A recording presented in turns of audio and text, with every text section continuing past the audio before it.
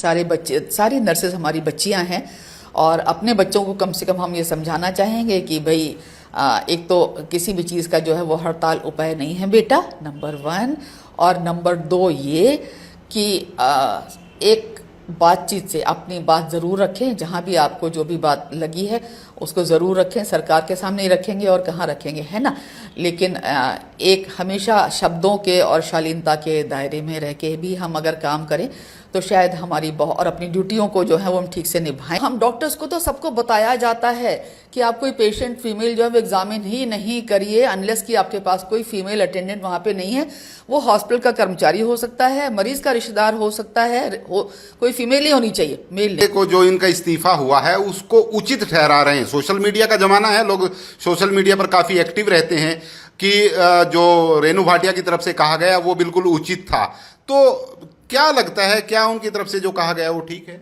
बहुत आवेश में कोई इंसान आता है, हो सकता है हमारे मुंह से भी कभी कुछ ऐसी बातें निकल जाती हों जो आवेश में आके हम कुछ कर देते हैं, तो लेकिन उनका मतलब शायद कहीं कुछ और हो सकता है, जो मैं समझ एज ए साइकोलॉजिस्ट मैं जो समझ पा रही हूँ। बाकी मैं उस बारे में दावे के साथ इसलिए नहीं कह पा रही हूँ क्योंकि मैं ना तो उस जगह मौजूद थी और मुझे सिर्फ पता ही चला है ना। कुरुक्षेत्र के LNJP अस्पताल में एक 15 साल की बच्ची के साथ रेप हुआ। डॉक्टर के द्वारा ये कुकृत्य किया गया। उसके बाद आपने देखा कि महिला आयोग की जो अध्यक्षा है रेणु भाटिया, उनकी तरफ से फटकार लगाई गई। जो वहां पर नर्सिस मौजूद थी उनको सस्पेंड किया गया। उसके बाद से लगातार घटनाक्रम बदलता गया। जो प्रदेश की नर्सिस हैं वो अस्पतालों में प्रदर्शन कर रही हैं, पेन डाउन स्ट्राइक कर रही हैं। वही रेणु भाटिया का इस्तीफा भी हो चुका है। इस सभी मसले पर बातचीत करने के लिए हमारे साथ डॉक्टर रंजना शर्मा हैं, स्त्री रोग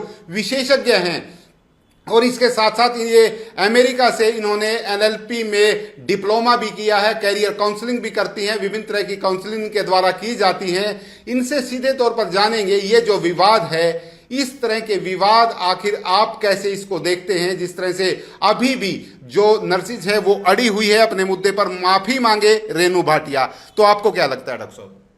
नमस्कार, मैं डॉक्टर रंजना शर्मा। देखिए, सबसे पहले तो मैं उस जघन्य अपराध की जो है वो घोर निंदा करती हूँ जो एक चिकित्सक द्वारा किया गया है ना। अब जो आपने बात पूछी है कि इसमें स्ट्राइक हो रही है और इस्तीफ़ा है, तो देखिए मुझे वो कारणों का ही नहीं पता है कि जिनके कारण ये इस्तीफ़ा आदरणीय मैडम रेणु भाटिया जी का हुआ है। लेकिन एक गुजारिश है अपनी सारी बच्चियों से, चाहे वो डॉक्टर्स हों चाहे वो नर्सेज हों, कि बेटा हर बात का हल जो है वो बातचीत से निकल सकता है। हम अपना रोष जो है वो प्रदर्शित कर सकते हैं बहुत तरीक़ों से, हम ज़रूर करें। और हमने जो मेरी एक रील है जो बहुत पूरे हिंदुस्तान में पहुंच रही है, उसमें लगातार मैंने सबको, समाज के हर तबके से, माँ बाप से लेके और डॉक्टर्स से सबको ये बोला है कि जो प्रेजेंस वाली बात है वो तो देखिए बहुत आवश्यक है कि वो हमारे मेडिकल कॉलेज में पढ़ाया ही जाता है। हम 3rd ईयर में होते हैं तब से ही बात पढ़ाई जाती है कि किसी भी फीमेल का एग्जामिनेशन जो है कोई भी मेल डॉक्टर जो है वो अकेले ना करे। तो वो बात शाश्वत सत्य है और वो हर मेडिकल कॉलेज में पढ़ाई जाती है ना। तो वो चीज़ पे तो कायम सबको रहना ही पड़ेगा। और डॉक्टर साहब, आमतौर पर मैं आपको रोक रहा हूँ, जिस तरह से ये घटना हुई है, जो डॉक्टर शैली हैं इनके ऊपर पहले भी एक मुकदमा इस तरह का लगा जिसके चलते वो जेल भी गए।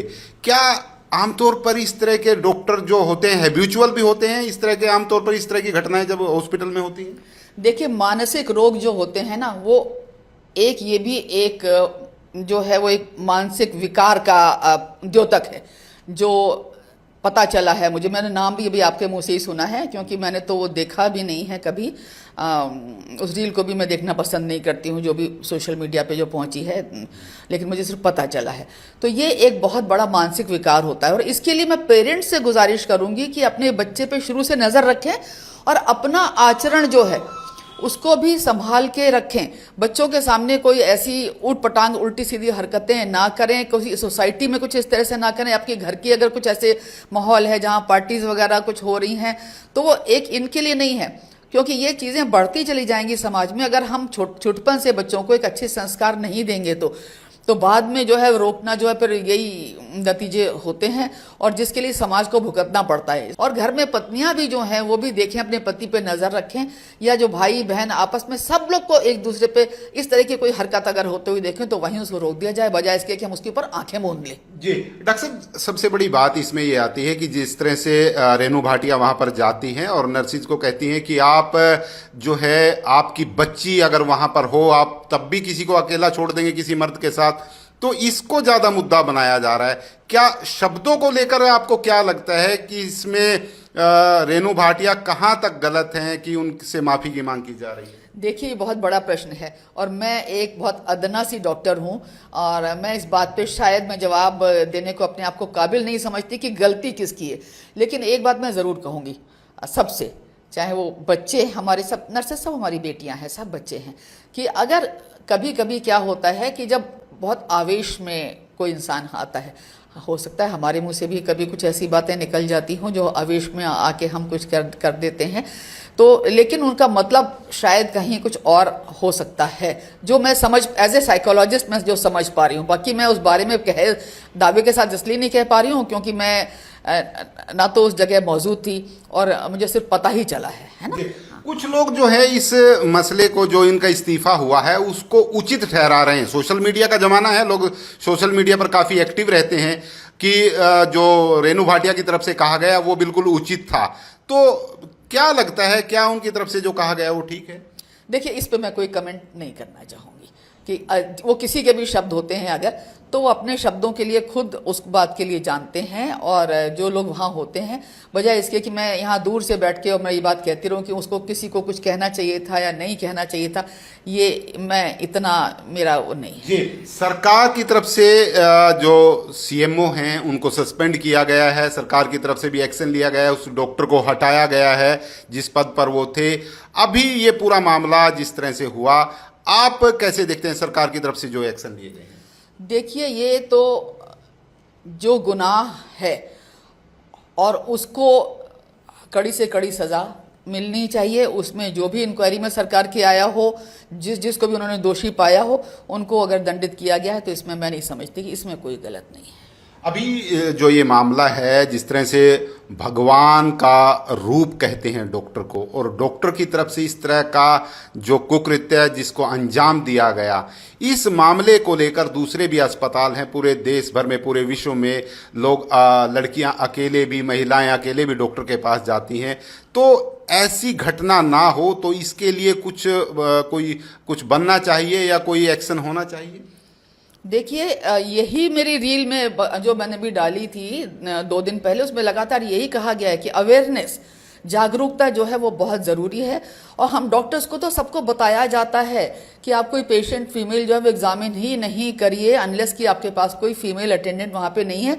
वो हॉस्पिटल का कर्मचारी हो सकता है, मरीज का रिश्तेदार हो सकता है, कोई फीमेल ही होनी चाहिए, मेल नहीं, है ना, पहली बात। और इसी जागरूकता को अगर हम आगे बढ़ाते चले जाएं, यही सबसे बड़ा संदेश है मेरा कि जागरूक बनिए, परिवार बचाइए। कि देखिए, अगर डॉक्टर के केबिन में भी जाएं तो एक फीमेल अटेंडेंट वहां जरूर खड़ी हो, इस बात का सब लोग ध्यान रखें। कोई अपील करना चाहेंगे, क्योंकि जिस तरह से नर्सेज हड़ताल पर हैं, लोग भी सफ़र कर रहे हैं, जो मरीज वहां पर आते हैं, उनसे कुछ कहना चाहेंगे आप? देखिए, ज़रूर कहना चाहूँगी, सब हमारी बेटियां हैं, सारे बच्चे, सारी नर्सेज हमारी बच्चियां हैं, और अपने बच्चों को कम से कम हम ये समझाना चाहेंगे कि भाई एक तो किसी भी चीज़ का जो है वो हड़ताल उपाय नहीं है बेटा, नंबर 1। और नंबर 2 ये कि एक बातचीत से अपनी बात ज़रूर रखें, जहाँ भी आपको जो भी बात लगी है उसको ज़रूर रखें। सरकार के सामने ही रखेंगे और कहाँ रखेंगे, है ना। लेकिन एक हमेशा शब्दों के और शालीनता के दायरे में रह के भी हम अगर काम करें तो शायद हमारी और अपनी ड्यूटियों को जो है वो हम ठीक से निभाएं। तो इन सब बच्चों से मेरी अपील यही है कि बच्चों, हड़ताल नहीं, है ना, आप इतना ही करेंगे। जी जी, बहुत बहुत धन्यवाद। डॉक्टर रंजना शर्मा हमसे बातचीत कर रही थी। मुद्दा भी ऐसा है जिसको लेकर पूरे देश के लोगों को झकझोर दिया गया है इस मुद्दे ने, और अब इस्तीफा भी हो चुका है। हालांकि माफी की मांग की जा रही है। ज्यादा कुछ बोलने से वैसे डॉक्टर साहब बच रहे हैं, लेकिन काफी जागरूकता की बातें इन्होंने बताई हैं। आप सभी साथियों से गुजारिश भी रहेगी, इस खबर को शेयर करें। विश्वपाल राणा, नमस्ते करनाल के लिए, करनाल।